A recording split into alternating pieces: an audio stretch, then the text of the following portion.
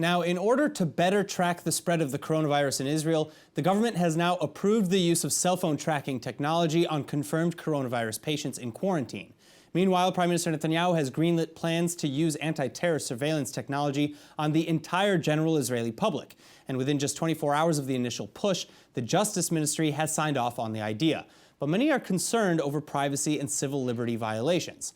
While the Prime Minister's office insists that the plan would only allow limited access to data and that the power would expire at the end of 30 days, and all that remains before implementation then is for final approval to be given by the Knesset's Subcommittee on Clandestine Services. Still, where do you draw the line between public freedoms and public safety? Joining us to discuss via Skype is CEO and co-founder of cybersecurity company Safehouse, Liad Herman.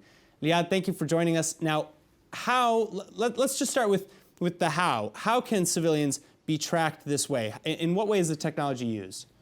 So today the government talks about digital means, but what does that actually mean?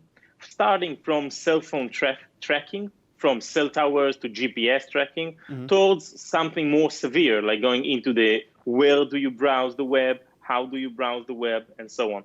I believe that currently they're speaking about cell phone tracking to find out where coronavirus infected people were physically, and then alerting other people that were around them. But as you said, it's a fine line between how do we use it and if and when should we use it. Sure. So is there a way maybe in which citizens can protect their privacy to a degree? You know, like who protects our rights really against cyber attacks and misuse of this type of data? So today in Israel, you have two laws. You have the Chok Ha'azanot Seter, which is a wiretapping law, which makes sure that the government will only wiretap if there is a security need. And there is a Haganat HaPratiyut law, the privacy law, which makes sure that nobody can use your private information. Now, of course, in this kind of emergency, the government sees fit to create special means to track us, which is not necessarily a bad thing. Again, they're doing it mostly to protect us. I think the biggest concern here is the slippery slope of who is going to use it and when things go out of hand. Now, for us, the citizens, we need to be smart about it. Meaning, how can we make sure that we will give the information we want to? So if we walk around the street, should we or shouldn't we carry a cell phone?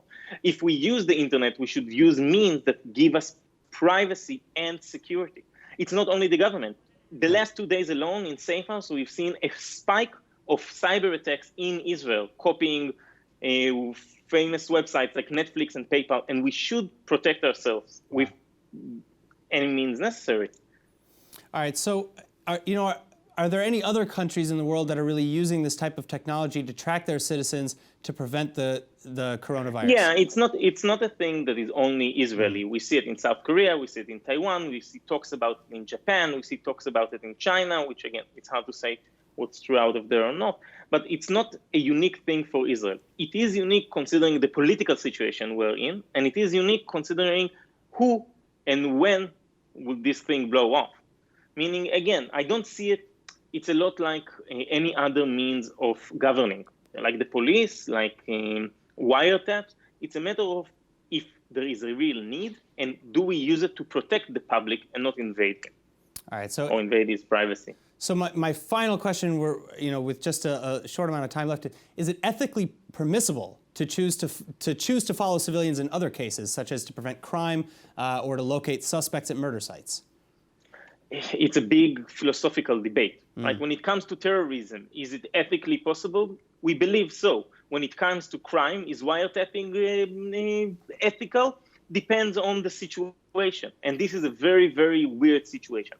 But I would recommend to any one of us citizens to protect our privacy in other means, not believe truly in the government, but just take some precautions. For example, here in Safehouse, we provide our privacy tool for free in the Corona days. There are many other tools out there. Just protect your privacy and make sure that the government works for you, not you working for them. All right. Liad, thank you so much. Thank you very, very much.